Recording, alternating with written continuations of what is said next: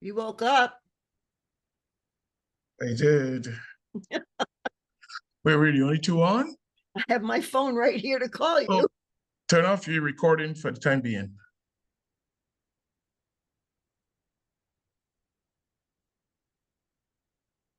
I think you do Am you I? have the meeting or do I?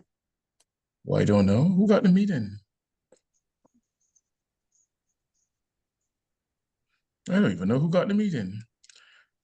Did I? Hold on. Oh, you woke me up from my nap. Just in time. And Linda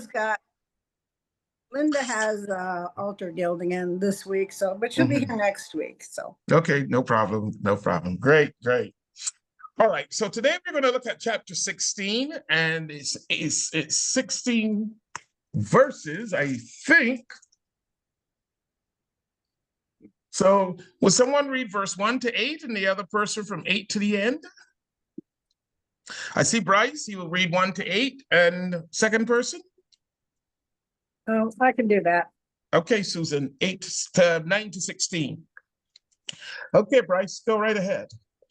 Abram's wife, Sarah, had not borne any children from him, but she owned an Egyptian slave named Hagar. Sarah said to Abram, "Since the Lord has prevented me from bearing children, go to my slave, perhaps through her I can build a family." And Abram agreed to what Sarah said. So Abram's wife, Sarah, took Hagar, her Egyptian slave, and gave her to her husband, Abram, as his wife for him. This happened after Abram had lived in the land of Canaan 10 years. He slept with Hagar, and she became pregnant. When she saw that she was pregnant, her mistress became contemptible to her. Then Sarah said to Abraham, "You are responsible for my suffering. I put my slave in your arms, and when she saw that she was pregnant, I became contemptible to her. May the Lord judge between me and you." Abram replied to Sarah, "Here is your slave, is in your hands. Do whatever you want with her." Then Sarah mistreated her so much that she ran away from her. The angel of the Lord found her by the spring in the wilderness, the spring on the way to Sur. He said, "Hagar, slave of Sarah, where have you come from, and where are you going?" She replied, "I am running away from my mistress Sarah." Okay, thank you, Bryce. Go ahead, Susan. Then the angel of the Lord told her, "Go back to your mistress and submit to her." The angel added, "I will increase your descendants so much that they will be too numerous to count." The angel of the Lord also told her, "You are now pregnant, and you will give birth to a son. You shall name him Ishmael, for the Lord has heard of your misery. He will be a wild donkey of a man. His hands will be against everyone, and everyone's hand against him, and he will live in hostility towards all his brothers." She gave his name to the Lord who spoke to her. "You are the God who sees me," for she said, "I have now seen the one who sees me." That is why the well has been called Bir Lahi Ro. Anyway, it was still Bear Lahai Roy. Thank you. It was still between Kadesh and Bered. So Hagar bore Abraham a son, and Abraham gave him the name Ishmael to the son she had born. Abraham was 86 years old when Hagar bore Ishmael. Thank you. I was looking for something here, and I'm not finding it. Why am I not finding it? Just give me 1 second quickly. I was looking for something, and I'm not seeing it now. Hold 1 second.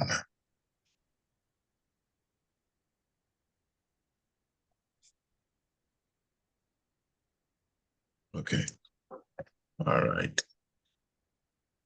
Now, so today what we're looking at here, we are seeing that a couple of things happen. We are seeing what happens when God tells you something and you don't have the patience to wait. And then when you don't wait, you end up with a lot of confusion. And that's what we see happening in today's story. And that is an important lesson to learn from today's story. What you see in chapter 16, that it seems that with the word now being mentioned as the first word in the chapter, that there must have been a little bit of time or some time had passed since God said to Abram that you were going to get a child. You're going to have a child, and he will be as plentiful as the stars in the sky. We learned that in chapter 15, the previous chapter, when we had the discussion with Abraham and God as to, if Eliezer is going to be his heir, who is a servant. And so God had told him, no, he will not be your heir. You will have your own flesh and blood, and you will have descendants as far as the eyes can see with the stars and all that good stuff. In other words, you'll have a lot of descendants. And from what we find in chapter 15 is that Abraham believed God. God even saw that as righteous. He was righteous in doing that. And even God went on to tell him some of what is going to happen later on after he has died. Meaning Abraham has died.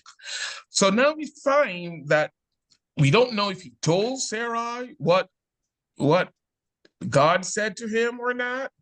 But what we know is that it seems to be in the beginning of chapter 16 that Sarai is panicking, that she's in a crisis mode. She's probably about 75 years old at this time. She realizing that she's not having any children. God is not giving her any.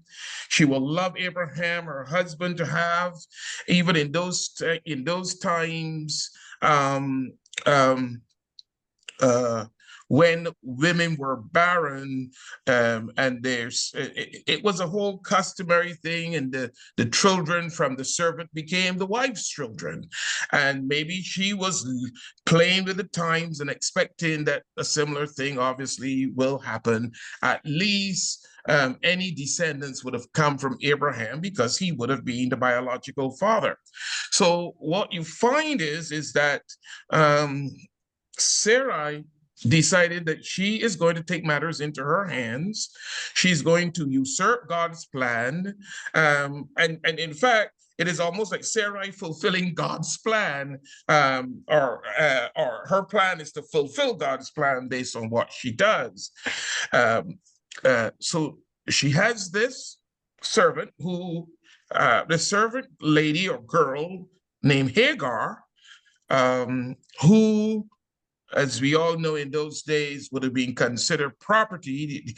The thing about it is that it is interesting in this chapter is that we're not told that she belongs to Abraham. We are told she's Sarah's servant, and so which means that she's the property of Sarah. In fact, we get down to verse 6. Abraham tells her, your servant is in your own hands. Do what you want with her. So you get this impression that Sarah is, she's responsible for this lady. So she approaches Abraham and she says to Abraham, the Lord has kept me from having children. Go sleep with my servant. Perhaps I can build a family through her. And so it tells you that Sarah was believe that obviously Hagar's child will be hers. The ironic thing here is that when we get to verse 3, when we get to verse 3, or at least still verse 2, actually, Abraham agreed to what Sarah said. We still don't know if he said anything to Sarah, but what God said to him, we don't know. It isn't said. But certainly he doesn't say to Sarah in this situation, in this instance, that, God said we are going to have some kids, or at least a kid. Let's wait. Let's be patient. Just obey God. He doesn't say it. He goes ahead and he agrees to Sarah's proposal, and what we see happening is that after the two of them have been back in the land of Canaan, has been living in the land of Canaan for 10 years, Sarah took Hagar and gave her to her husband to be his wife. It says to be his wife. I do not think that that's what happened, that he really became the wife. Yes, George? My translation says concubine. Yes, I could imagine that. Yes, that would have been more the translation of the time, that it would have been a concubine that he had. It was customary for men in those days to have concubines, and so it would have been more a concubine than a wife. So I agree with that. Thank you, George. And so Abram sleeps with Hagar, and she conceived. And then all jealousy and envy broke loose after that between the two women. Now, you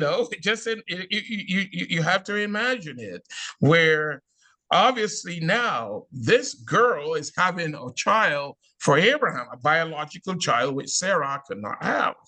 And it causes now a rift in between the two of them.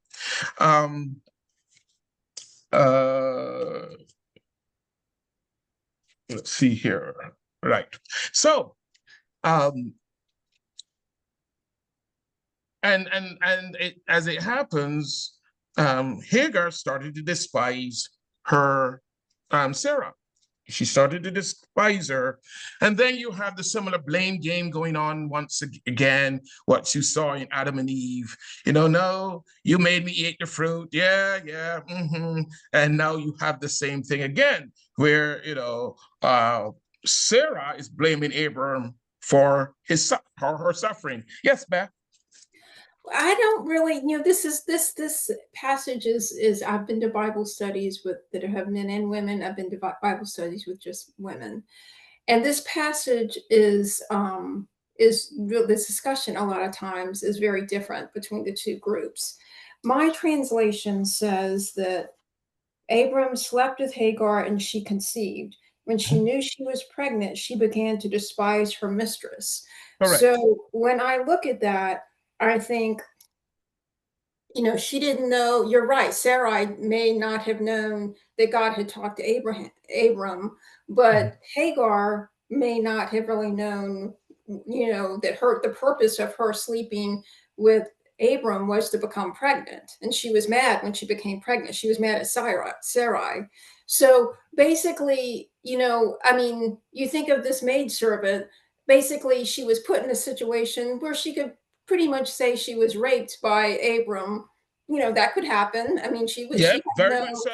That is very true. And then when she got pregnant as a result of that, she, she was mad about the whole situation, and that's totally understandable. And once, I think it's different. It's similar to the Adam and Eve situation, but it's different when you're talking about real people. And we're talking about real people. If we believe in the Bible, we're talking about real people. This is a bad situation, and Abram, kind of like Adam, should have stood up and said, no, Sarai, by the way, God told me this, you're fine. Maybe he did, maybe he didn't.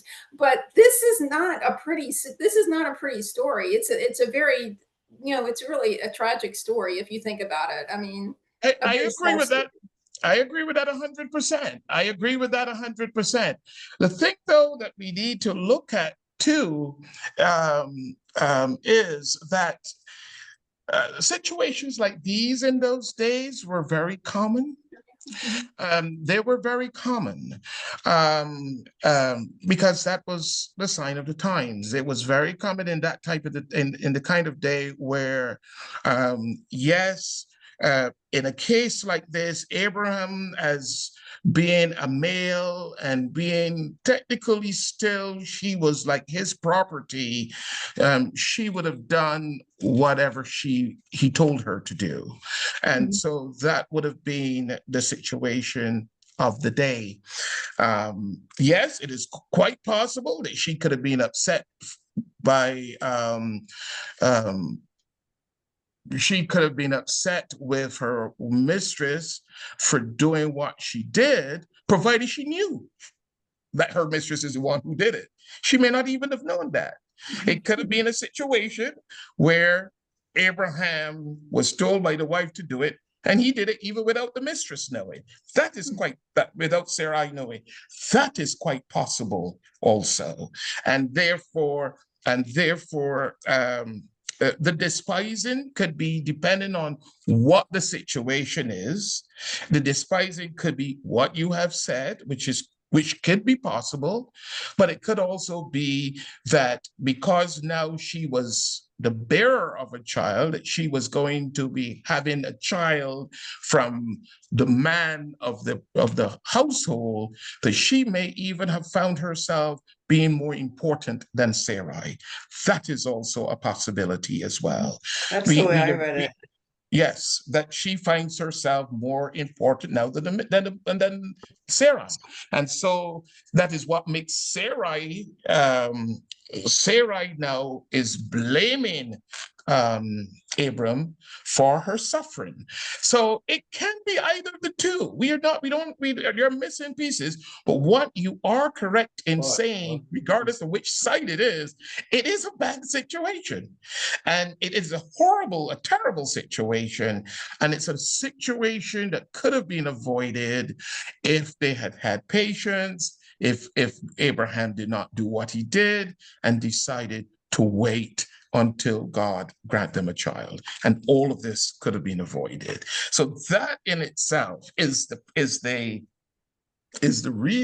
problem that has caused all of this confusion. And it goes back to what I said earlier, in that if God is tell you something and you try to take it on, this is a classic scenario of God promising you something, but you want to do it in your own way and in your own time instead of waiting for him to do it for you. Saw Beth and then Susan. Yes. So that's I mean, I like that point. That's a very good point. But like you said, I think Sarai may not have known what God said to Abram. So she was not, she was probably in a situation being property. She was worried about her own situation of, not even just knowing that she needed to have a child to be able to maybe stay in that marriage, to be able to keep her. I mean, he could have turned around and had her killed. Back then that could happen. So it wasn't just, I mean, it's a part of, part of a bigger picture. Not that to me, I think it's not Sarai that necessarily was the one impatient. It was Abram too. And maybe that's why he just, when Sarai made that suggestion, said, okay, so just, I don't disagree with that at all. Just gets a lot of blame and finger pointing in this story, which is, like I said, a really sad story if you think about it. And it's not just her that's being impatient. It could be, if he never told Sarai, it maybe it was him that was impatient. Correct. And I think I said that earlier too, because it could be possible that he stands in the middle of it between Sarai and God. He knew what God said, It is whether or not he and Sarai had the conversation. I don't know how they couldn't, but who knows? It is quite possible they didn't. And as I think, as I said earlier, when the fact that he agreed to do it, someone at this class this morning said he could pass up a good opportunity. But the thing about it is, just that would never come up with a women's Bible study. I don't know why. But I said that this morning. Well, that's yeah. Morning. Well, I'm just saying. I know a woman said that this morning. A woman said that this morning. Maybe you should tell her about our conversation. In my morning class, there's only two men, me and another man. Oh. And this was brought up by a woman that, Abram could pass upon a good opportunity. So there are all these different scenarios. Yeah, I'll let you speak, Susan. But there are all these different scenarios that that comes out because we don't know what was the background information that was shared. We do not know how who knew what and who said what, and who didn't say what, or whatever the case may be. Yes, Susan. Well, in the book I'm reading for my other class, it says Sarah's attempt to shortcut the promises of God caused a lot of problems. And if you try to shortcut, immediate action can often result in disaster or complications and stuff. So because she didn't want to wait, she caused the problems. But that also said that surrogacy was very common in those days, and there was a code of Hammurabi that states that when a concubine acts as a surrogate and then claims equality with the mistress, she should become a slave again. So correct, because the child becomes the Hagar mistress's didn't want to child. become a slave again, so she wanted to be probably, she wanted to become a mistress. That's what she wanted. She probably wanted, now that she was bearing a child. So she thought she had equal rights, but that exactly, and that is quite possible. That is code quite back then possible. says no, you can't do that. Anyway, so that's a little that different. is quite possible. So that's what I'm saying, because we don't have all the answers to what took place behind the scenes. We could come at it at various levels or from various ways, but at the end of the day, what we have happening is a terrible situation, which again can still be seen as because one person knew what God promised them. That was Abram. We know that for sure. We don't know if he told Sarah. We don't know if Sarah told Hagar, I'm going to give you to my husband. We don't know any of that. None of that we know.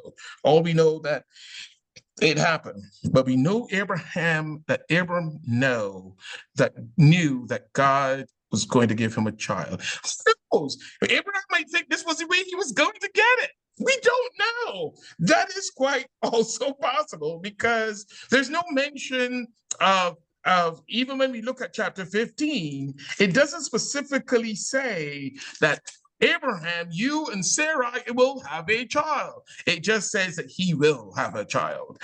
And so we are, and I think I'm correct in saying that. So we are not even sure if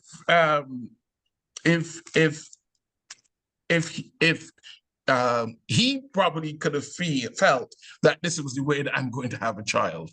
We don't know, because we do not know what went on beneath the scenes.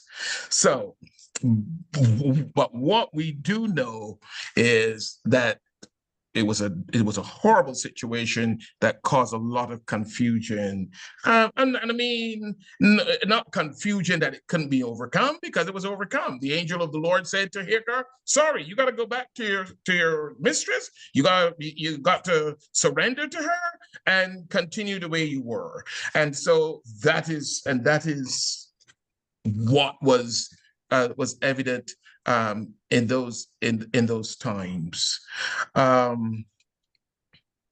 Yeah. So here, but yeah, I could see, Beth, how men and women will look at this differently. But you got to really flesh it out because there are so much unknowns that we don't know about, and that it could go either way. But based on what we know in verse 5, we see that Sarai blames Abram, and then Abram blames Sarai, and we have that, for lack of a better phraseology, that blame game going on here in this situation.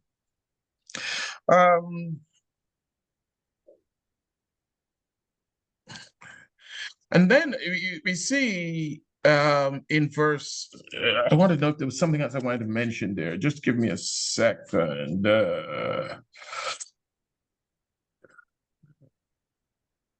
Okay, so you see here, in still in verse 5, that she then calls out for the Lord to judge between the two of them, and that is an interesting cry between the two of them.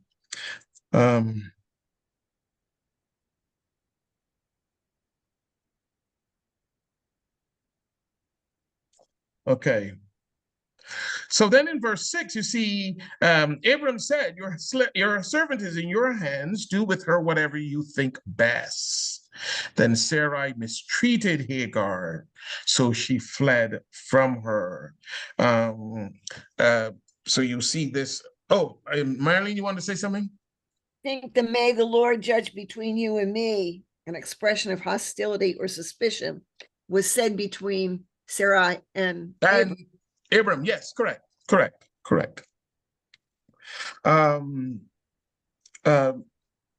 So yes, so you see here now that Abram is saying to his wife, listen, this is your servant. You can do whatever you want.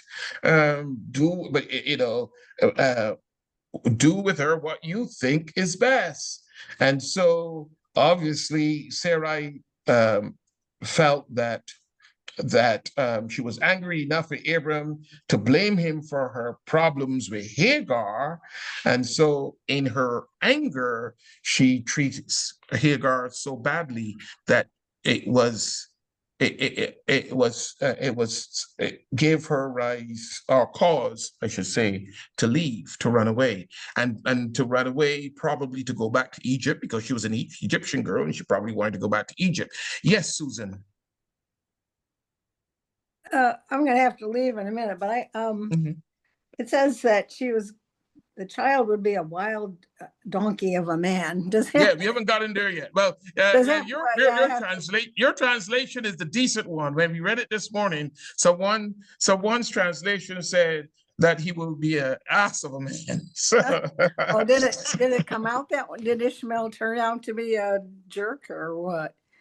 Well, the thing is about it with Ishmael is that Ishmael was seen in terms of, not necessarily did he turn out to be that way, but that when it speaks later on that his hand will be against everyone and everyone's hand against him, and the whole notion that he will live in hostility toward all his brothers, that is more poignant because it is believed that Ishmael is the line of the Arab descendants, and we know what they're like against the Israelites. There's that a lot of hostility against them.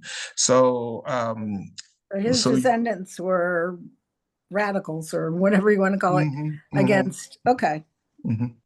So I just needed. So that is what is more poignant in this, in terms of descent, and again, all of them coming through the line of Abraham, because I mean, Ishmael is Abraham's son, Isaac is Abraham's son, and you have these two groups of people who do not get along, although they're all related. But he was the firstborn, so. Yes, Right. yes, It yeah. seems He like is the he should be- firstborn. He was probably maybe 13, 14 years older than Isaac was by the time Isaac came along. So yes, he was the firstborn. But at the same time, you would imagine that once Isaac came along, Isaac took precedence to him. Oh, they didn't have it's- another it- child for 13 years? No, and, Oh. and it's because one was born out of wedlock while the other one was. Okay. And as I even mentioned this morning, the example that still goes on today in this world. That kind of That's right. Sarah did have a child, right? yes, because I was even mentioning about bless you, Beth. I was even mentioning this morning. I mean, that would go on in royal families, for example. I mean, it's happening now in Prince Albert of Monaco. If you ever heard Grace Kelly's husband, her son.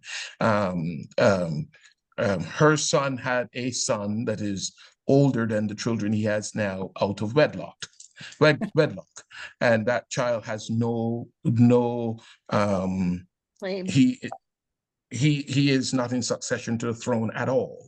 The ones who were born with the wife are. So we still have that kind of situation still going on up to today. So, But his firstborn was a radical, and he didn't really fall in line with with what God's plan. well, I guess you could say it like that, although we could come back, and if we were supposed to be a bit more, what's the word I want? Compassionate toward him, you can understand that his life could have been very, for lack of a better word, interesting, since he was not the heir and there was an heir to the throne, if you want to put it that way. Wasn't a direct descendant. Okay. Correct, and therefore he would have seen the treatment given to one over the other, and or the special or better treatment given from one over to the other, and that too builds up money. I mean, that happens in families today, and that's why I try to always, when I'm counseling couples, don't have any favorite children. It does not spell well for any other of the children, and that is and obviously you can. Mom loved you best. That's mother's brothers. Yeah. So in this situation, you can easily see why Isaac would have been the favorite. Okay. And he was not. All right. Sorry, I have to go to my All right. Bye. other one. I'll tell you more next week. Okay. See you next week. Bye-bye. Bye. Bye, Susan. Enjoy. Love you. Bye. Love you too. Love you too. So here you find that the angel of the Lord in verse 7 finds Hagar at a spring in the desert, and as I said, she was probably hopefully heading back or seeking to head back to where she came from, which was Egypt. And the angel of the Lord told her, you need to go back.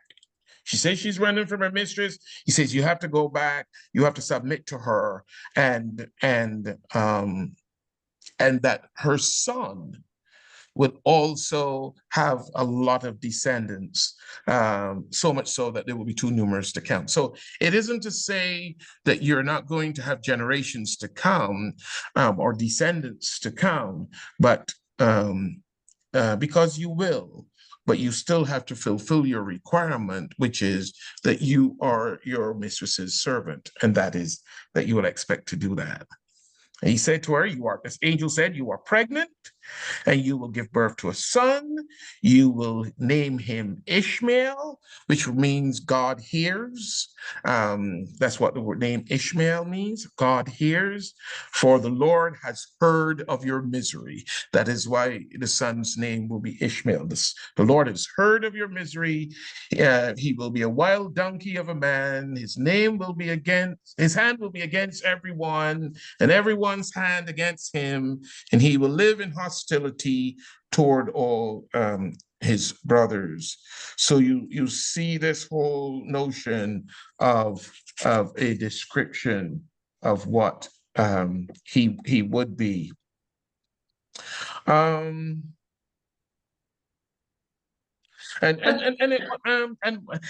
just to even sum up a little bit more of what that whole notion of what the angel described Ishmael to be, it means that he would have been he was fiercely independent. A donkey is not called stubborn for nothing. And therefore he was most likely a stubborn man, who liked his own way, who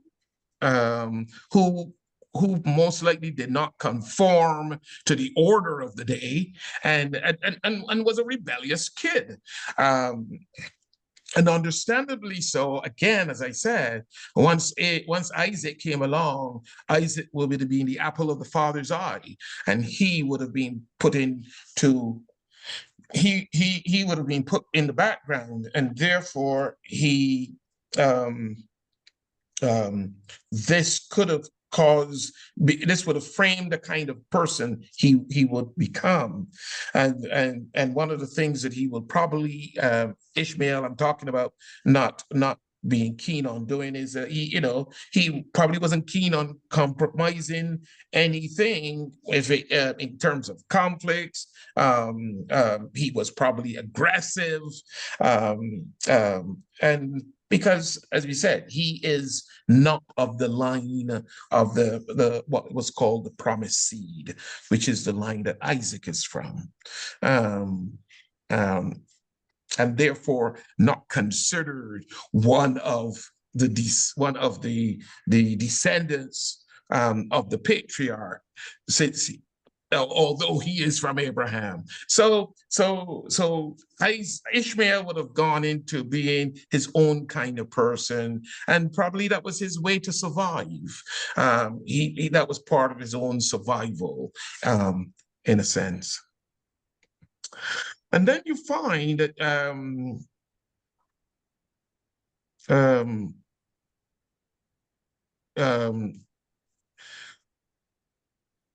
in verse 13, she gave this name to the Lord who spoke to her. You are the God who sees me, for she said, I have now seen the one who sees me. That is why the well was called Beer Lahai Roi. It is still there today between Kadesh and Beret. So Hagar bore Abram a son, and Abram gave the name Ishmael to the son she had born. And Abraham was 86 years old when Hagar bore him Ishmael. So by that time, Sarah was 76, because she's mentioned somewhere that she's, I think when it comes to the birth of, coming up to the birth of Isaac, she's 90 and Abraham is 100 at the time. Yes, Pam? I'm back on Ishmael. Mhm. I thought We haven't that left him yet. Ishmael and Isaac buried Abraham, so they clearly got along at one point. I would. When did Abraham died? I can't remember now. Well, I mean, we'll get to it in the when future. we get to it, yes. We don't have to go The there thing now, is- but I just think it's a little simplistic to say that they were always fighting. No, I don't think they were always fighting, because again, look at it. It is a similar situation to Jacob and Esau. They Right. had their own confrontations, but Right. at the end, you can see that they more or less, for a better explanation, a better expression, they kind of kiss and made up. Right, And right. so you see that with Jacob and you will see that with Jacob and Esau, and there's a similar thing to Isaac and Ishmael too. Sometimes, and I have seen this even in my own ministry, where siblings could either grow further apart or grow completely apart when parents die, or the death of parents bring them back together Mhm. because they realize that they're the only ones left. And it makes no sense fighting against each other. And you will see that that is a similar situation. And it isn't that necessarily true that Ishmael and Isaac fought against each other as much as it is that Ishmael decided to live his own life. And that's what he did. Yes, George. Well, Ishmael was also a heck of a lot older than Isaac. Yes, he was 14 years older. So, Yes. He's 14 when Isaac is born. Mhm. In that time, I would have guessed 14 is pretty much almost a man. But eventually that will all, remember, you're talking about Ishmael being born when Isaac was 86, when Abraham was 86, Isaac being born when Abraham was 100, and Abraham lived 175.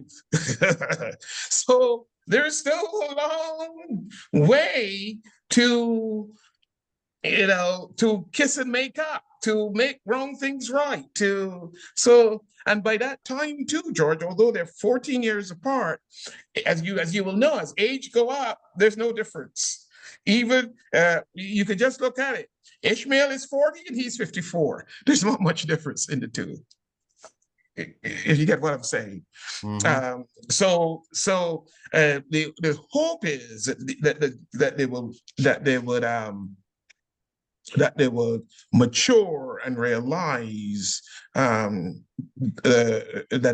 this is not, what is going on is not necessary to if the wrangling or whatever it is. But at the same time too, you have to realize too that Ishmael will know that he is really not of the same lineage as Isaac is as well.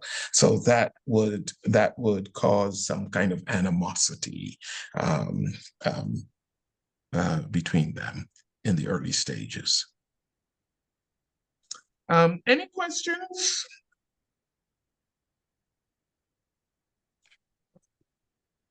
I'm interested to know what they talked about this morning. What were some of the points they brought up, or like regarding the passage, or anything different than what we talked about? We went into this morning, one of the things we went into because of because we did read chapter 17 with at the beginning with the expectation that we were going to cover chapter 17 this morning. And one of the topics of discussion that came up was the whole notion of circumcision, because the next passage deals with circumcision. And so that was one of the first things, even before we start chapter 16, that flew up in the box, was chapter 17 with circumcision, which we could discuss next week. But which we will discuss next week, and which we will go back over again next week. But one of the things that came up was the whole notion of circumcision versus baptism, and I don't want to use the word similarities, but the whole notion of them being side by side, one for Jewish, one for Christians, and how that all plays out. So I was relaying to them the whole notion of how baptism in the Bible has been seen, is seen, and how Christians today, where you have Christians who are for infant baptism and those who are not, and I was talking about that whole notion as to why Christians who believe in infant baptism, as opposed to why those who do not believe in it, the reason why they don't believe in it. so so that brought out some lengthy. In fact, we had some lengthy discussion to that because persons, I don't want to say they saw the light, but they never saw how baptism and circumcision correlated, and how the two, especially when it comes to baptism in our day and age, why we believe what we believe versus evangelicals who believe what they believe. As far as baptism is concerned, I'm talking about, yeah. And that I would talk about with you all next week. So it gives you two, because, you know, as Episcopalians, we're unable to come back when others or evangelicals come and tell us, oh, we have to duck you in the water 3 times for you to be saved and all of that. And that is, I'm not saying that you cannot do that, but that's not the only way. So I can't hear you, Pam. I just said it's not necessary. Correct. That's even better. That's even better. That is even better. Correct. So I will just touch on that next week when we do chapter 7, because it talks about the covenant of circumcision, which is a covenant in which God made with Abraham. And even one of the things that people said when it was finished and everybody was getting circumcised, Abraham and Ishmael and the household, all the males, you know, somebody said, "Oh, that was a interesting scenario." All of them. No anesthesia. What do you say, Pat? No anesthesia. Lots of wine. Lots of wine. Interesting scene. Wine. Lots and lots of wine. They must have drank a lot of wine, man. They must have drunken themselves before they did that. Maybe even beer. So, you know, some had a joke over that, like, you know, that must was, I call it a bloody fast. Yeah. So okay, so you get to go off early tonight before 7. If you have any more questions, if you don't have any more questions. So read next week, chapter 17 and 18. We're going to get into some interesting stuff with Sodom and Gomorrah, is in chapter 18. And then also in chapter 19 with the 2 places being destroyed and all of that. So we're plugging along. We're plugging along. All right. Have a good night, everyone. All right. Good night. See you next week. Well, I'll see you on Sunday. Except you for Sunday. Bryce. You won't see me on Sunday. Yeah, except for won't see Bryce. Susan. Bryce, you take it easy and wear those trousers. It's getting cold, You okay? won't see me until the 23rd, Father. So The 23rd of my own November? church to be angling in. You'll be here for harvest. Good for you. We look forward to seeing you, Bryce. I'll be here the 23rd. So I'll be All here right. the 23rd. You're coming in on the 23rd. No, I'm flying in on the 17th. Oh, okay. So I'll see you the Sunday of the 23rd. Good. That will be harvest. Look forward to seeing you then, Bryce. God bless, okay? All right, bye. All right. Bye-bye, everyone.